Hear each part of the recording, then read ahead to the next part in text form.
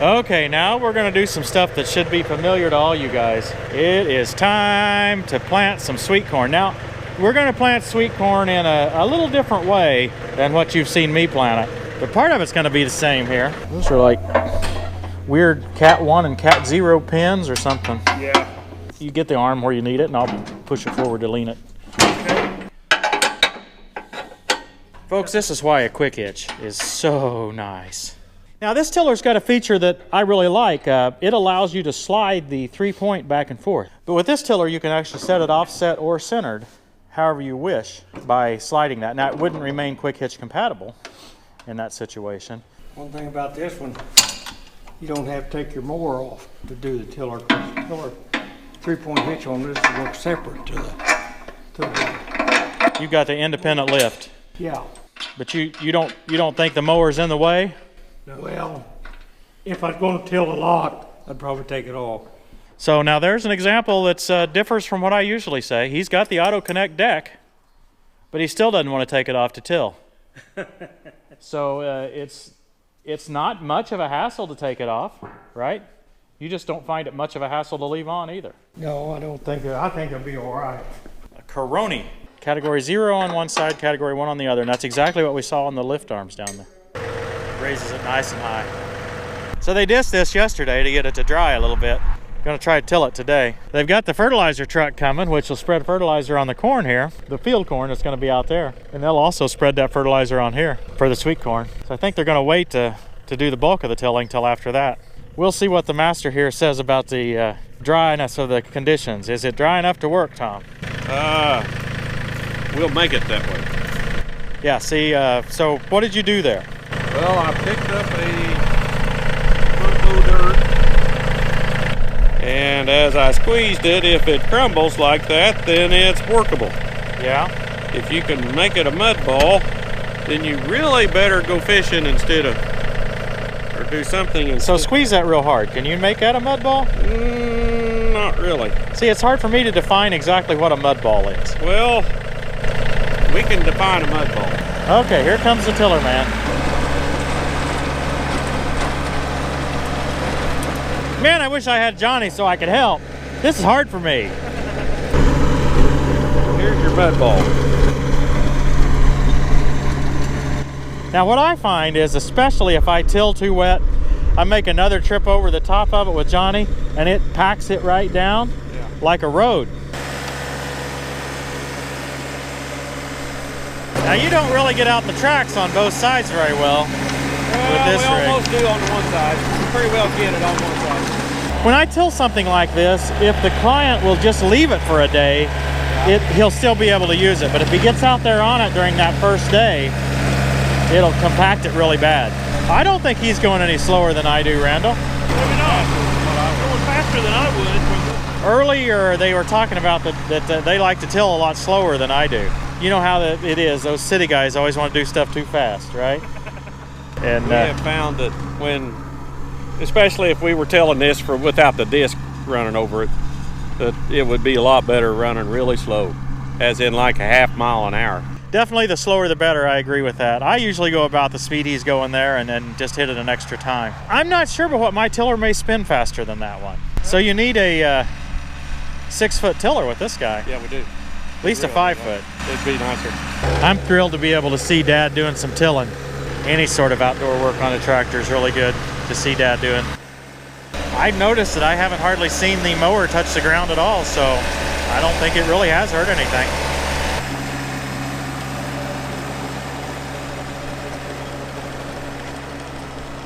I think he's not overlapping enough, but you know that's how it is. The guy who's not driving always gets to judge whoever's doing the work, right? That's what you guys do for me. Working all right?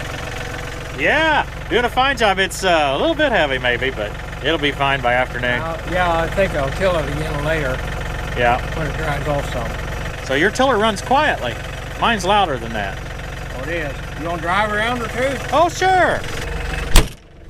So here's your thought about the test drive. You know, if you ever wanted a test drive of a John Deere 3 Series, well, I get the chance right here. I'd figure out where all the levers are. I don't mind the turning radius on this rig at all. The 3 Series John Deere is just a good bit smaller than some of the other tractors that we've driven in this horsepower class. When I say smaller, I mean smaller physically.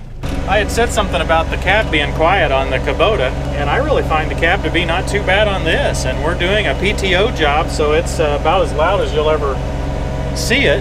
Now there is some rattle going on here in the steering column, and I can tell that's very PTO oriented. No question about that. But you feel much more distant from the job when you're in a cab. You know, I feel like I'm right there with the tiller when I'm doing the tilling job with Johnny. And here I feel like I'm watching it on video.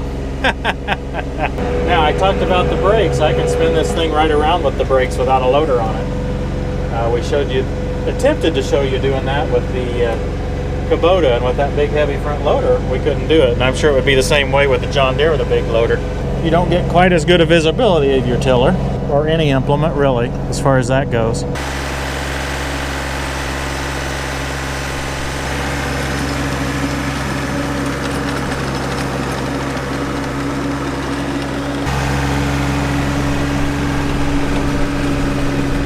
How many tines we got there, Tom? 6 per wheel, whatever you call it. Flange. Flange?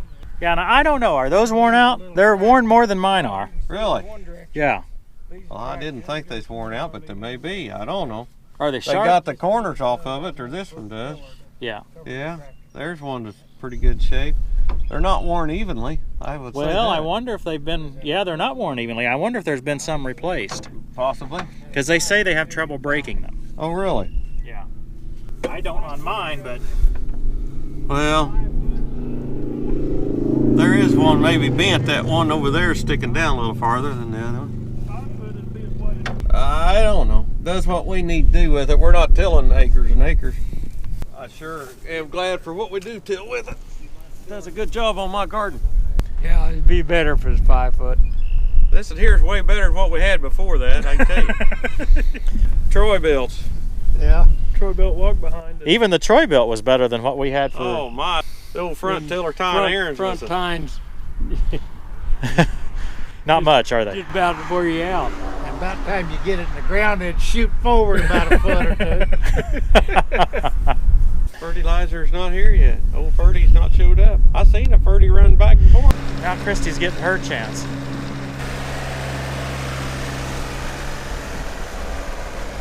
Cab's a lot less spacious with you in it.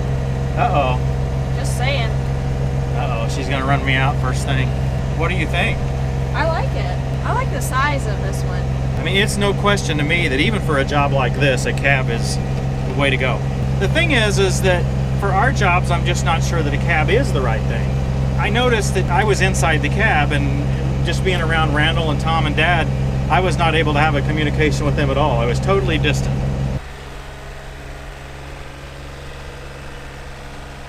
Now this that you're seeing here is the local fertilizer vendor co-op in the area, and they spread the fertilizer in the area. So they bring this truck, it's called a tender, and then they do the spreading with this John Deere spreader. Now they're spreading this whole field out here for corn. While they're going to do that, they'll spread the little sweet corn patch. We'll catch them doing the sweet corn patch.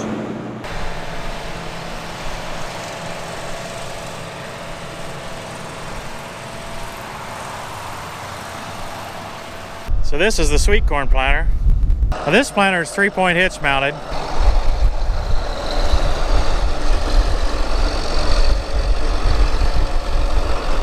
It was originally used on a toolbar where there was another implement mounted in front of it that did the anhydrous ammonia. We've got a good bit of video of that in history. They still use it to plant corn with. Probably early 90s, right, Tom? 94.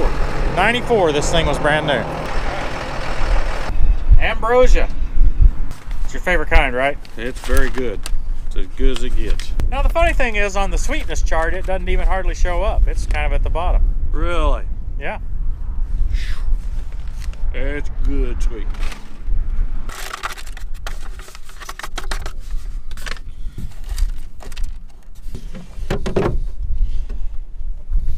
So here's where you set the planter rate. You have to look at the manual, but you can adjust how many teeth you have on each sprocket. The drive sprocket's up there. They're not going to use the markers anymore. They've got auto steer even on this unit. You can see those markers have taken a beating over the years. used to, they would stretch out halfway here, and then it would make a little furrow, a little ditch, and you put the center of your tractor on that for the next pass. And that's how you went exactly the right distance, so you'd have 30 inches between your next two rows. On these larger planters, those markers get longer and longer, and it takes more steel, a lot more stress to stick it out there and have that disc opener on it. We're doing a second trip over with the tiller this afternoon after we got that fertilizer spread. Tom, you guys are serious about your sweet corn. Don't believe I've ever seen anybody plant sweet corn with a, how many row planter is that? That was 12. Yeah. So how many rows will you end up? Is this like 2 swipes for it? Well, we'll not plant at all. We'll only plant 12 rows going this way, and then it's 24 up the hill over here. This planting we plant before we start planting corn, and then we'll plant the other planting sometime after we're done. Okay. That way it spreads it out, so it's not all at the same time. Okay, so what's the maturity of this sweet corn? When should it What did become? it say, 85, 90 days, I think, something like that. Okay. Now, is this Roundup ready? Oh, no. No? Okay. This is non-GMO sweet corn. This is Ambrosia. Ambrosia, okay. Yeah. We really like the flavor of this corn and the way it handles, and it's just... Now, that's a yellow corn, right? It's a yellow-white. Yellow-white, It's a bicolor. Okay. Yeah. But we really like the flavor and have really grown to appreciate it and enjoy it. That's what we can and put up in the freezer, and Right. And it just makes really good corn. You just had fertilizer put over it. Do you treat it with anything else? We will put chemical on it, yes. Okay. Yes, we will. Well, we will spray it. In fact, I'll spray it here, maybe even today. We'll spray it before, or it comes up. Okay. Because we got Roundup in the tank, and Okay. we want to get it sprayed before the corn comes up. Okay. And that way, if you spray it now with Roundup, it'll kill what weeds are there even after the tilling, but yet the seeds won't have germinated till after the Roundup and is it won't hurt. completely The gone. Roundup won't hurt it at all. Right, okay. Right now, yeah. You find any corn? Yeah, I see corn. Okay. So I wanted to show you a little bit about what the seed trench would look like. And so this is, back here is what you see after we're finished. You notice we've got the two press wheels, the smooth one on this side, which has pressed the trench back together. The one with the cogs on this side. Now, where he picked it up, it kind of fell in. But those two wheels on the side firm this up, and then they make that V there, the seed trench. Now, if you'll look right down in there, see if you find any corn. there's the kernel right there. Okay? So by seeing that kernel, and then what happens is the two sides of this trench get pressed together. And that's how the corn planting takes place. So here's a kernel here. This one's a little off center. It's right because he ended. But when you're going straight, these two wheels collapse that seed trench. And right there is a kernel of corn. And they would get collapsed, just pinched together just like that.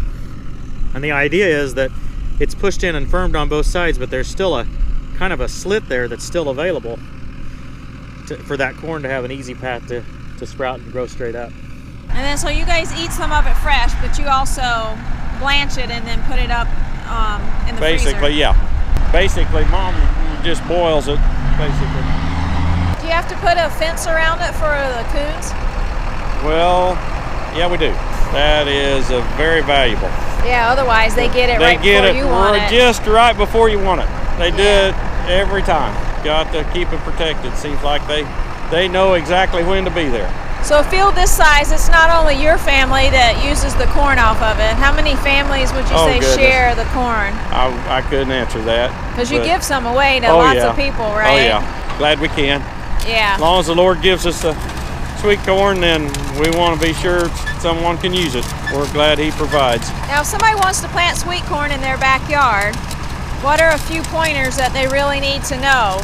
2 rows side by side work a lot better, Yeah. even if they're short, because of the pollen transfer. The pollen from the tassels fertilizes the silks on the ears. It works better to have rows side by side rather than one long row. Sorry. Have the ground clean when you start. Okay. A little bit of nitrogen really helps. I think your local garden store would have a sack, and you could more or less spread it by hand, Okay. or use a fancy spreader, hand spreader. Okay. Even if you would kind of hand space it along beside your row, would be a benefit. Nitrogen really makes a difference in corn production. Can you get too much? Yeah. Okay, so you don't want Use to pour reason. the whole bag Yeah, out. no, not in one place. Now I see what it is that when he picks it up kind of messes up that V. It's that white seed firmer, they call it, the Keaton seed firmers, which actually kind of push the kernels down, but when you pick straight up, they kind of flop sideways. This one's pretty good at seeing the trench, but again, that's where the seed firmer has backed it out, see? And then when I start messing with it, it gets worse. Well, the seed firmer's meant to keep the kernel right in the bottom. Yeah, and they do a fine job. It's just that when you stop and they pick it up, they flop sideways. Okay. You know, I mean, this for is showing not... what you're wanting to see. For showing what I want to see, it's not perfect, but... Right. Are we done? Row 5 ran out of corn Okay. part of the way up the hill. Well, if we can plant it with a garden planter, I guess we need to. Yeah. Well, that's it for the sweet corn planting. Stay tuned for our next farm episode where you get to see the first day of field corn planting.